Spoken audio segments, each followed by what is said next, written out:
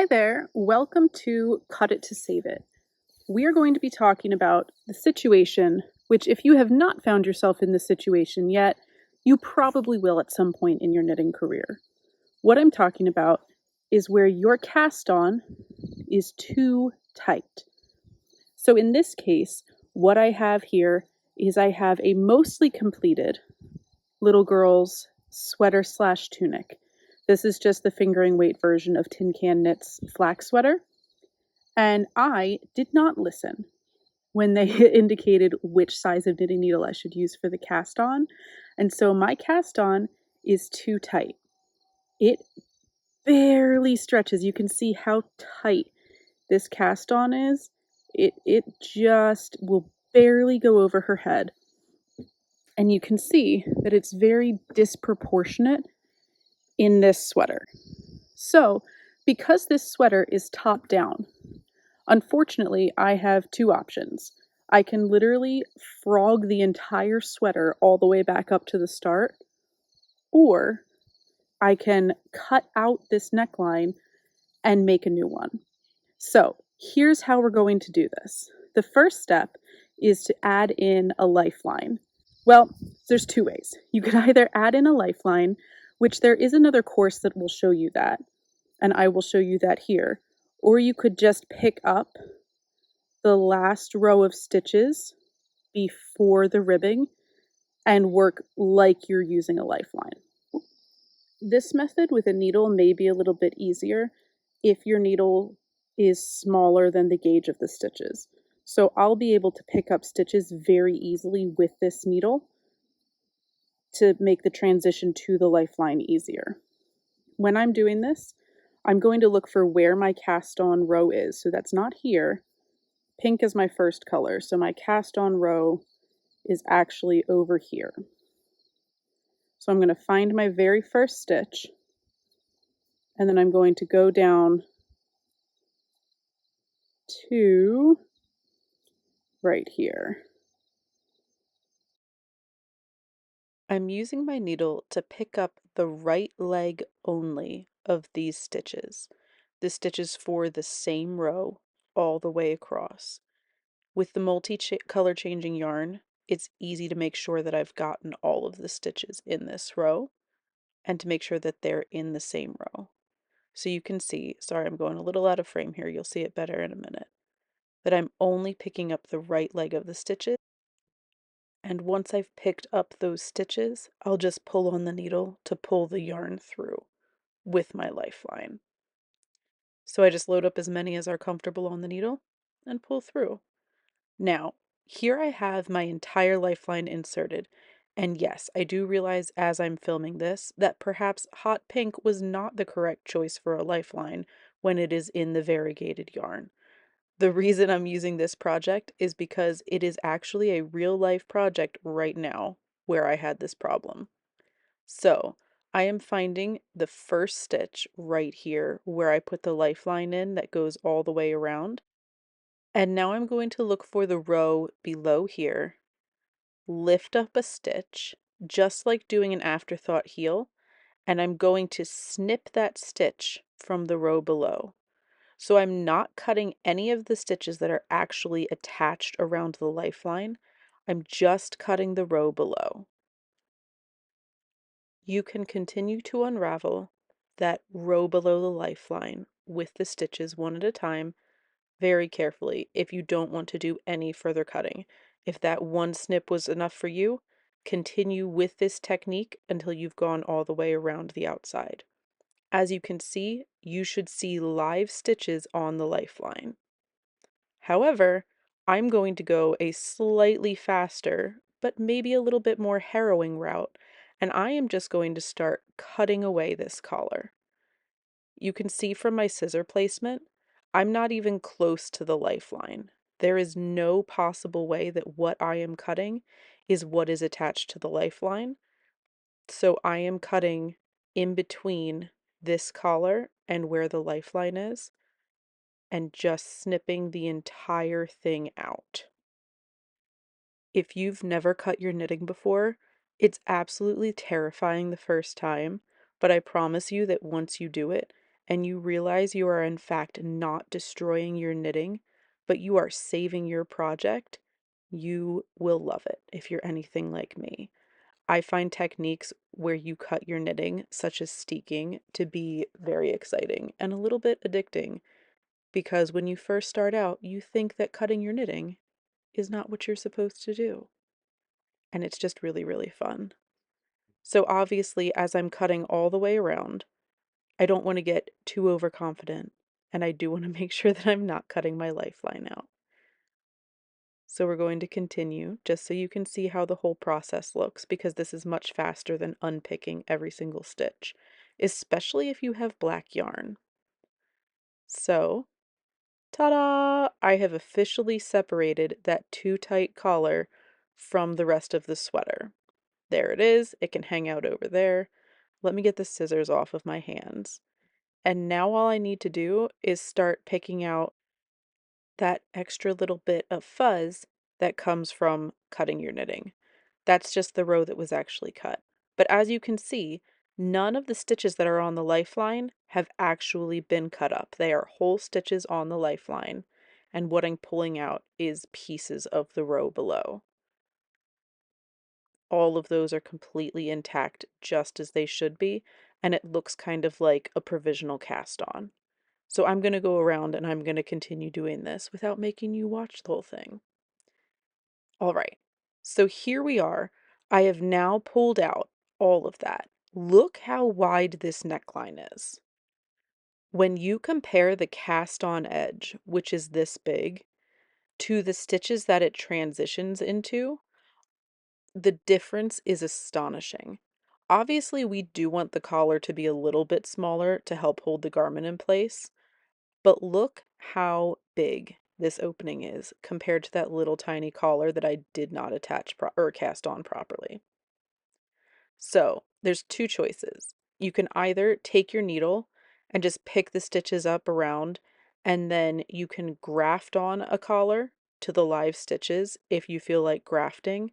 However, I don't feel like grafting, so what I'm going to do with this is just go all the way around with my needle, pick up the stitches off of the lifeline, and then I'm going to knit on a new collar. So here I am at the beginning of where I inserted the lifeline, and you can go from this side or you can go from this side. It doesn't matter. You're just following the path of the lifeline and inserting your needle along that same path. When I'm not showing you how to do this, I will pull the lifeline out as I go, but if that makes you nervous, or if you feel like you might need to reknit the collar a couple of times, if you're sort of uncertain, you might want to leave the lifeline in just until you're fully positive that you like how the collar looks, that you've reknit. If you're finding it difficult to get the stitches on your needle, make sure that you're supporting the weight of your sweater as you pick up the stitches. If you leave the weight to drop down, it'll pull the stitches tight and make it more difficult for you to insert your needle. It should look exactly like you can see in this video as long as you're using the correct needle size. I did end up switching to a needle with a longer cable, which is why you see a different colored cable here, but all of my stitches are now set up and I'm ready to just start knitting on the collar. So the last thing that I need to do before I start knitting, because I know that I'm happy with this placement, is to just pull the lifeline out of those live stitches. It should just slide right out as long as you have picked up the stitches and not split any of them. This is why it's important to just grab that one leg of each stitch, and if it's bunching up like this, just give it a little bit of a tug. And there you go. So now I have stitches on my needle with no lifeline in, and I can essentially just act like I'm knitting a collar on a bottom-up sweater. This is another situation where you might need to cut off a piece of your knitting. This obviously is not a whole sock, but it's meant to represent when you've cast on a top-down sock and the cast on or the cuff is too tight, just like the sweater. So, once again, maybe you've tried it on, you can't get your heel through the cuff or something like that. In this case, I've done us all the favor of working in two different colors so you can differentiate the cuff from the body of the sock. And right here, I'm just going to find the beginning of the row, and you could start just picking up from right here, but I'm going to flip it over for even greater ease.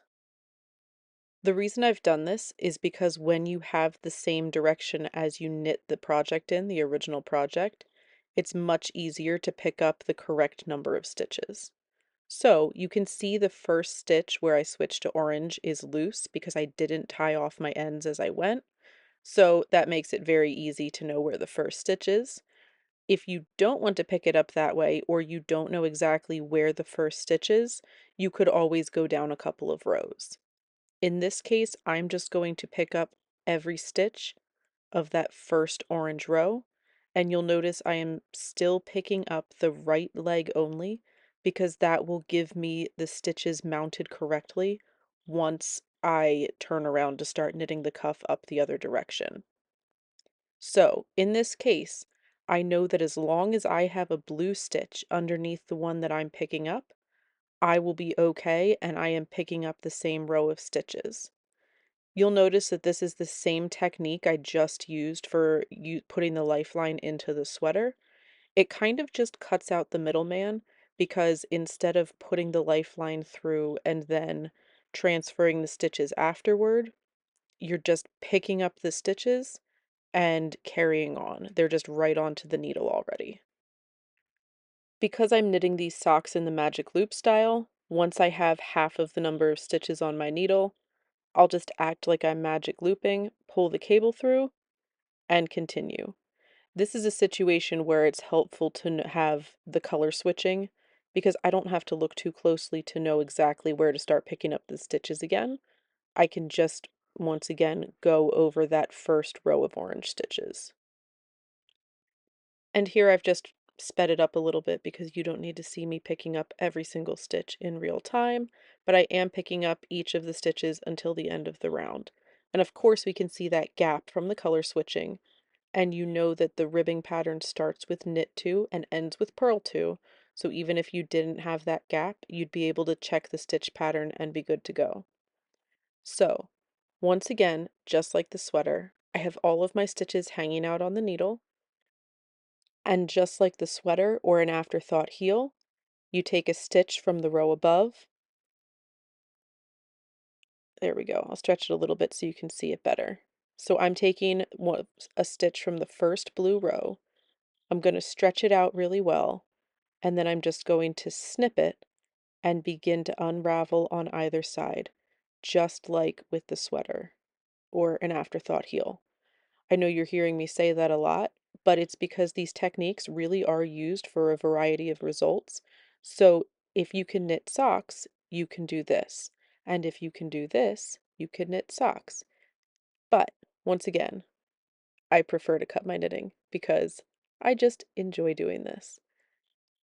Like I said previously, you'll find that knitting isn't nearly as delicate as you think it is. And once you have things secured on a lifeline, all your stitches are secured on a lifeline or on the needle, you can snip away with no actual harm done to your project. And look how quick that was. Ta-da! I've now detached the too tight cuff from the remainder of the sock. And yes, I need to pick out all of the little fuzzies now. So all the fuzz has been picked out, and now if this were a sock, you would be able to just go right on up and knit the cuff. Obviously, I split a couple stitches there, but it's nothing that can't be corrected in the first round of knitting. So, ta-da! Look at that nice opening compared to what the cuff was before. So now that we've reached the point where we've cut a cuff off of a sock and we've cut a collar off of a sweater, what in the world are you supposed to do with this knowledge now if you don't feel that you're comfortable to cut the neckline off of a sweater you've just spent so much time working on? My suggestion is to make a swatch for yourself. Just like this little fake sock that isn't a sock, it has a stretchy cuff and it has a little bit of stabilization on the bottom. It would normally go all the way down to a sock, but it's just a swatch with some stretch. This type of thing is really useful for you to practice cutting because you can use your scraps and you can just make yourself a sample that you don't care about if you mess it up. Once you've made that swatch, you can practice cutting, inserting the lifeline, or inserting the needle, either way you like, and then you can go from there and apply it to future projects. If you like this sort of thing, go ahead and subscribe to my newsletter. It'll get you a coupon code to grab my Heels and Toes ebook for free from my website, which has information about afterthought heels, short row heels, all sorts of things, but the afterthought is what's applicable for this session. I hope that you enjoyed this session and that hopefully I made cutting your knitting seem a little bit less scary, or at the very least, you got to watch somebody cut their knitting without it totally falling apart. I hope that you'll come find me on other platforms where I absolutely love to share my projects, my life, my animals, and all sorts of nerdy knitting and crochet things. Thanks. Enjoy the rest of the summit.